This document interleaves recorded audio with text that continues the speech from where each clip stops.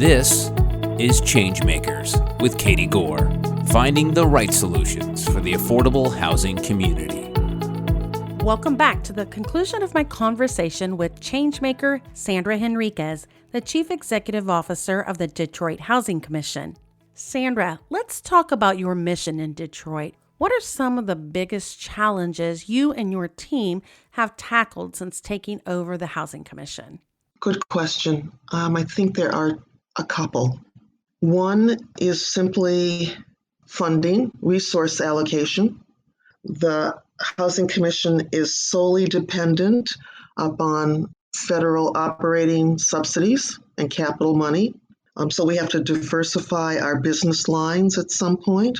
I think that the thing that has surprised me most in coming to Detroit was the lack of advocacy on the part of residents for themselves and where they live.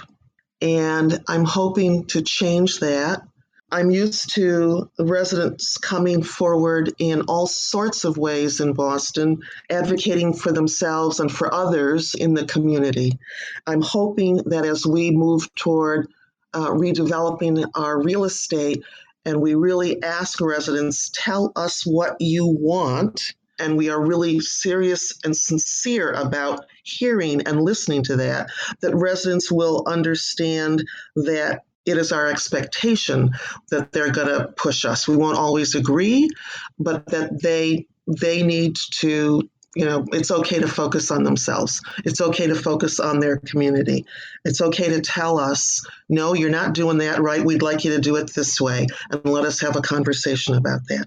And I'm hoping over time that we build the mutual trust so that we are maybe not on the same train, but we are headed in the same direction, and that our goals are the same. And I think I want residents to understand that well-operated, well-designed housing that then meets their needs for where they live can allow them to think about other things, and that the focus is always on them and their communities. And that is the level of trust I want to get to here in Detroit, because I think once we do that, our opportunities, both for us as an agency and for the people we serve, is limitless. I've heard that you regularly visit the sites to hear firsthand from the residents, and you're getting to hear their life experiences. And it's one thing to be able to get that feedback, but I've also heard that you do seek out that, feedback and that vision from them. How are you translating that into, a resident services department or an asset management department for planning? So how are you taking, your personal commitment and your involvement and then moving that into the organization? I will say with the pandemic, this has been really very hard. The Housing Commission here has sort of two things going on. We're on two tracks. We are trying very much to be a better, more efficient, effective operation just day to day. Are we collecting rents? Are we keeping our buildings well maintained? Are we making sure that residents have the services that they need and want? That's number one. At the same time, we're trying to think about how we begin to be cutting edge, if you will, by redeveloping our real estate, acquiring new real estate, and using more cutting edge tools to finance those opportunities. I learned in Boston, for example, that I really wanted to make sure the operation ran well day to day before I thought about being more innovative. And that delay kept us at the time from applying to be an moving to work MTW agency, because by the time we got ready, or I thought we were ready, the rules had changed as to the size of the organization that would be able to seek an MTW status. I don't want to make that mistake again here in Detroit. I want us to move on parallel tracks of being innovative at the same time we're really trying to ground our operations in best practices. And I've said this publicly, I've said it to my staff, I've said it to my board. I think the Housing Commission is about 20 years sort of behind where it's similarly sized and situated organizations are, in that it stood still for a long time. Now, for a variety of reasons, all of which probably made sense at the time, but now we're at 2021 and we've got a lot of ground to make up. And so we're moving on both tracks because we have to. One of the things that we need to do more of is to integrate our resident services operation into more of what we do. So to that end, I've spent some time speaking to some of the local colleges and universities in and around Detroit and this sort of part of Michigan to talk with them about a couple of things.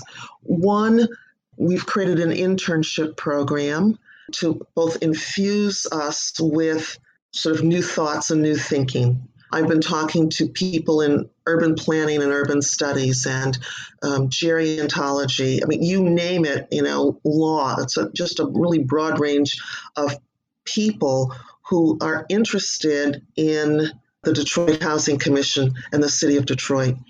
And there's been a lot of that going on prior to my coming, but I really wanted to try and figure out if I could put universities and educational institutions with some of the work that we're doing, and what would that lead to? Opportunities for our residents, opportunities for staff. And so while we haven't fleshed out fully yet a robust resident services program, it is on the drawing board for 2021. Let me share with you, the pandemic gave me time to step back and think about direction, if you will, for DHC. And in so doing, I challenged all the departments in the organization to figure out what we were going to do if we were at a New Year's Eve party this coming December. And we would be raising our glasses to toast ourselves and lift up our accomplishments. And what would those accomplishments be? I did a list for every department of the things that I thought we should be focused on. And they were all invited to add to that list, but they just couldn't take things off the list. And we have deadlines and timeframes against each of these kinds of items on everybody's work list, if you will, so that they meet the goals by the end of this calendar year. And they range from a retooled rent collection policy to how many developments will we have submitted for redevelopment, to, are we counting the widgets right? Are we doing work orders well? I mean, everything from operational to aspirational is on the list. And so I think that my hope and my vision is that in 12 more months, we will have a better than first-rate organization that will have caught up in time and shed sort of the inertia that we've had in the past, and really be moving forward, trying to figure out what's next, and how to innovate more and more. You've really got a lot of ground to make up here, it sounds like, but you've laid out a list of accomplishments that you're hoping to achieve, and you have several major ones identified. I mean, everything from the resident services program to your development goals, diversifying yourselves financially. You've really laid out a really good roadmap for your organization. And you've had several recent successes here too.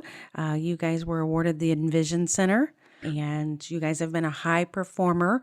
So, you've got your successes that are evolving. At the same time, you're laying out your goals for this year. Mm-hmm. Do you and your team, do you guys, you laid out your goals, and I like how you said that, you would be toasting to your accomplishments fast forward to the end of the year. Do you find it best to operate, in a 5-year cycle, in a 1-year survival cycle? What is your leadership approach when it comes to those longer term planning goals? Well, I can honestly say probably this is not helpful, I don't think, but it's right now I'm living sort of the 1 year at a time because we're trying to get so much accomplished at one time. I think where we will ultimately end up is that we will start this July understanding where we want to be December 31, but we will start in July talking about a strategic plan moving forward.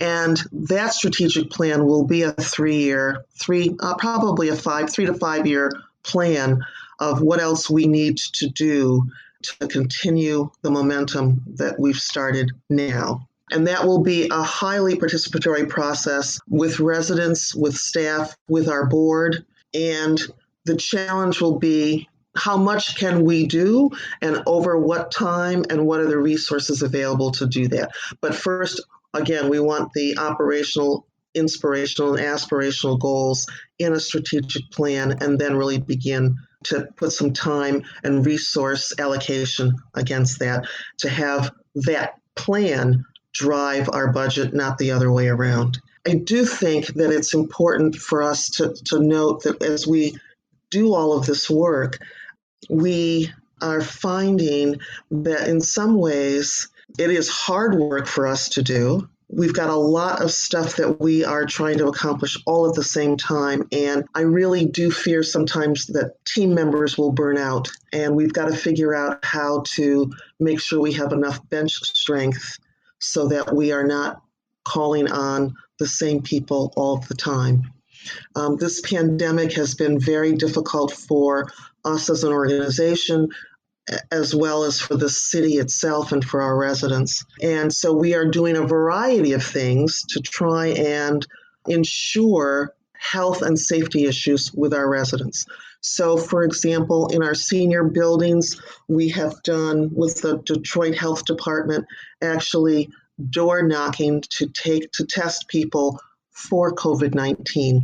We are now coming back and putting together a plan with the same Detroit Health Department to provide vaccinations for our residents in our senior buildings as well. We have been working with several organizations in the city and the state to do eviction prevention and eviction diversion so that people are not losing their homes in public housing because of income changes and because of issues tied to the pandemic. And so we're all about trying to preserve housing for people and keep folks in place.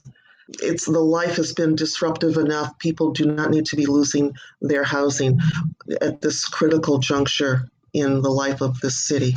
And so we keep doing all of that in addition to trying to just operate an organization. Another layer of this pandemic, and one that we've heard from many of our clients, that this current health pandemic has highlighted almost a pandemic of social and racial injustice as well.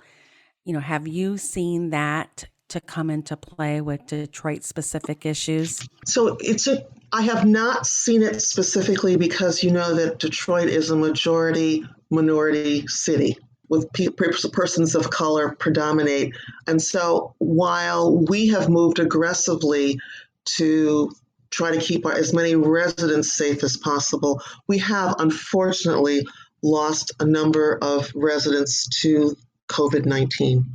It's just, I can't even express how difficult it is for residents and for staff members at those properties when there is such a loss. And we are constantly cleaning our cleaning regimens. We've done all the protocols recommended by the CDC. We've bought protective equipment. We've done all of the other cleaning techniques, everything from cleaning our air filtration systems. I mean, you name it.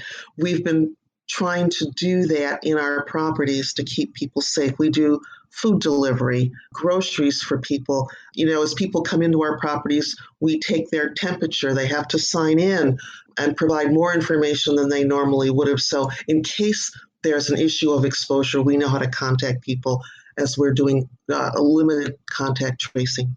I'm hopeful that the people really think seriously and actually positively feel that they need to get vaccinated so that we can return to normalcy, whatever that is and looks like for individual families and the people who live in our properties. So, how all is all of this affecting your organization's culture? I mean, you guys have really had to go from traditional property management entity and, affordable housing provider to now, there's so much of this, health policy and rent stabilization and all of these different avenues and really all of these different hats that your organization is having to wear right now. How is this affecting your culture as an organization? I am pleased to say that the team members at the Detroit Housing Commission step up all the time when they are asked, can we tackle this issue? How can we make it work? What's the best way to make something happen and to get a good result? We get people from not just property managers and senior executives at the organization, but we have maintenance technicians and services and property managers and all sorts of people who jump in and really rally to deliver services for residents and to make something positive happen. And it's wonderful to see. I think that's always been the spirit at this organization. I think we need to get out of this pandemic. And I think the lessons we've learned in this modified culture, we will take into more best practices for ourselves. We've learned to work remotely where we can. Maybe that should continue. We've trained people in looking at Lean Six and Lean Six Sigma so that people can think about how to streamline their operations for greater cost effectiveness, not with an eye to have less people, but to have those same people have more time to do other things in their jobs and in their work lives, to deliver greater goods and services to residents. And I think that we will take that sort of innovative spirit into this next iteration of DHC. That is fantastic. And we look forward to that. When I hear of organizations having to move so quickly and adjust to really write their own best practices in real time, it lays the groundwork for an organization to be able to tackle and really advance together as a whole. And it really takes a special kind of person because, there's a service aspect of this. It's not just showing up for the job. You really have to have a heart connection to why, you're doing that. So, which, leads me to a final wrap-up question. How did you get into the business of affordable housing? How did you first get started in this? Well, I won't even tell you how many years ago that is, but it is interesting for me. I wanted to be an obstetrician since I was 6 years old. I ended up getting college, running into inorganic chemistry, anatomy, you name it. And I quickly became a psychology major with a sociology minor. And I came out of college not knowing exactly what I wanted to do. So I was teaching part-time at a suburban high school. The other job I had was working as sort of the office manager in a relocation consultancy. And I really liked that. And the person who owned the company was teaching me all at the time, the then current subsidy programs and learning a little bit about property management. And she was instrumental in my getting a job, my first sort of property management job with a company way back then.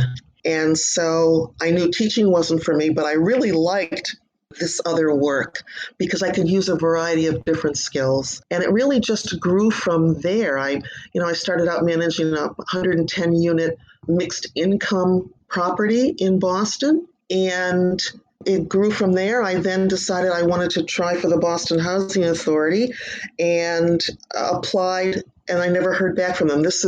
I will tell you, this is terrible, back in the mid-'70s. But over time, I was hired at the Boston Housing Authority during its judicial receivership. And left, went to work for the Commonwealth of Massachusetts in a job very much like the job I had at HUD as assistant secretary, overseeing the state-operated and subsidized public housing portfolio in Massachusetts. I went into affordable housing in the private sector with a private management company, Maloney Properties, then went back to the Boston Housing Authority. When I left the Boston Housing Authority the first time, I was young and foolish and said, I'm going to come back when I can do it my way. So be careful what you wish for, I tell people all the time. I went back in the mid-90s and stayed the 13 years, and it just was the right thing for me with a group of people that I adored working with every single day. And while I didn't like my job every day, I loved my job every day. I feel the same thing about Detroit. Everything we touch, we can make better, and we are true servant leaders, and I believe that wholeheartedly, and it feels like without getting too maudlin about it, it's the mission for me. It has been very rewarding and satisfying work to do this and to have people say, whether it's staff who say, I learned a lot working with you, but more importantly, it's residents. A resident said to me once in Boston, I've lived at this property for 10 years. I never told people where I lived. I never invited people over. And now I invite people over all the time because I'm proud of where I live. That for me is worth everything. Well, thank you so much for your time here. It has been great to get an understanding of what's happening in Detroit and understand your journey through affordable housing. And we are so happy to know that you are aggressively handling the absolute need there and you're moving it forward. So thank you to you and all of your team. Thank you, Katie. It's good talking with you. Thanks for listening to ChangeMakers with Katie Gore. To find out more about Katie, go to quadel.com. That's QUADEL.com. This has been a production of Forbes Books Radio.